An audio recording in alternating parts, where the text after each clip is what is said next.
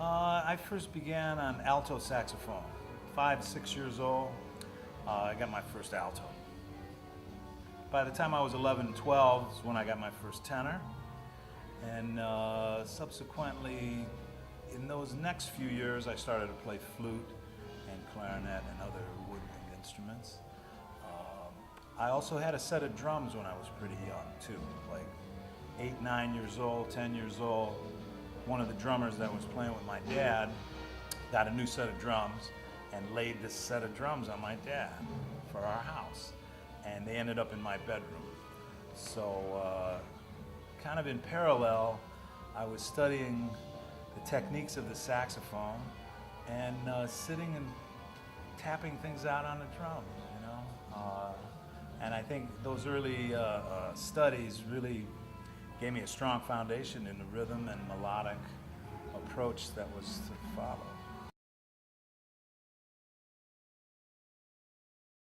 From elementary school, I was in the orchestras and the choir. Junior high school and high school, I was in the orchestra and symphonic bands. But I studied with my dad, who was one of the leading saxophone players around Cleveland, Ohio, in his day. You know, he was born in 1925 and came up in the swing and modern jazz and bebop and more avant-garde periods. And he embraced a lot of music. He had a great record collection. He heard Charlie Parker play live. He heard Lester Young. Played with Tad Dameron. Tad was also from around Cleveland. And my dad was instrumental in hipping me to the music and the truth about relationships with people. And had a great record collection, like I said. And that was fantastic to grow up with his records before I had the opportunity to start to learn more and develop my own catalog of records that I brought home, you know. But from a young age, I studied the elements with my dad. And by the time I was a teenager, 15, 16 years old, I was developing a repertoire of music that I loved to play and that I was studying, and joined the Musicians Union in Cleveland. And that led to going to Berklee College of Music in Boston after high school, 1971. And by that point, I was deep into things.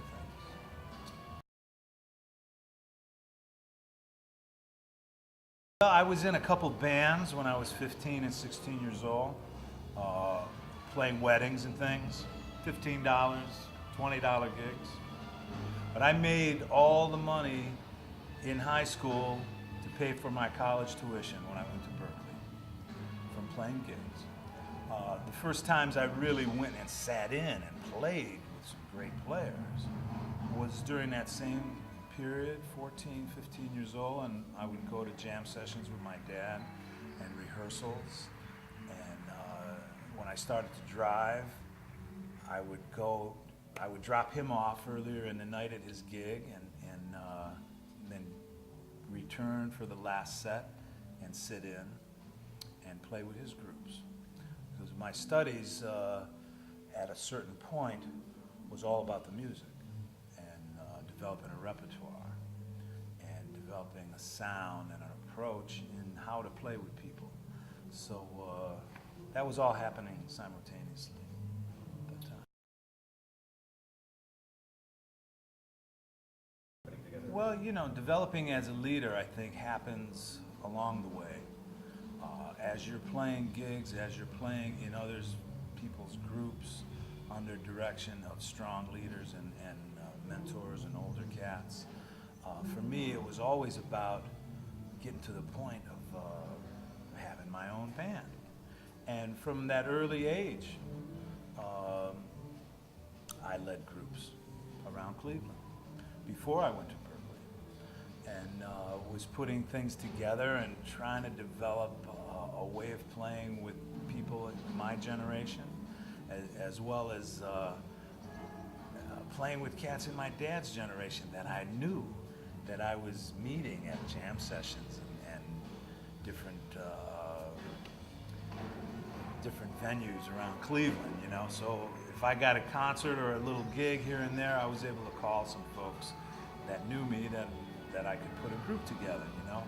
So right from a teenage years for me, I started to want that and to realize that I wanted to develop in a way to be able to lead a gig, call tunes, maybe not have a specific band, but to be a leader with an attitude of presentation. And I think that happens when you're in bands too, with great leaders that trust you to present yourself within the music that they're playing, you know. And I've been very fortunate through the years to develop within a few bands that gave me that confidence and trust, you know. And it's definitely was a springboard into everything I do today, you know. But right from an early time, I remember like playing at school parties from 6th grade on, and bringing groups and playing with kids and friends of mine that I still see sometimes today when I go home, you know. But I had one little group with trumpet, saxophone, and drums, and we played for like a 6th grade parties. That was probably the first time that I like brought a group of players together to actually play for an audience in our class, you know. 6th grade was, there was another something that happened that was really kind of crazy. Like, you know, we did a show and tell, you know, in the class. So every week or whatever, you know, someone would bring something in or whatever. I brought a Rahsaan Roland Kirk record in one time. I was in 6th grade, but I'll never forget that because I flipped everybody out. My teacher ran out and got the principal and other teachers and the music teacher, and they came to the room and I played this one record. It was called Triple Treat. And it had Rahsaan on the cover playing 3 horns. And that was a fun moment. I'll never forget that. Yeah. My dad, he didn't even know until I told him I did that. And he was like, oh wow, I dig that. So my dad knew Rahsaan a little bit. He was from Columbus, and there were players that played in his bands that moved to Cleveland. Eddie Backus, a blind organist, who's still on the scene today in Cleveland, is one of our guiding lights back there.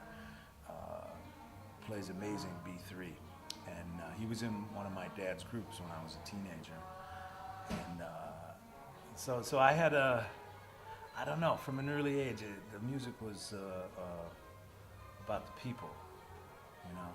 My dad also took me one time to hear Gene Ammons play, and it was around 1970, 71. I was still in high school, and on the intermission, we went to the dressing room, and I saw my dad and Jug embrace and say hello, and I didn't even realize my dad knew Gene Ammons, but I must have played jam sessions with him years before. And Jug had just come back on the scene after being away for a little while. And it just made everything so real for me to be in a room with the great Gene Ammons, who I knew on all these records, and his sound and approach, and energy. All of a sudden to be in the dressing room with him like that and get his autograph. When I think about it now, and it feels like yesterday, but it was a few years ago, it gives me a lot of joy.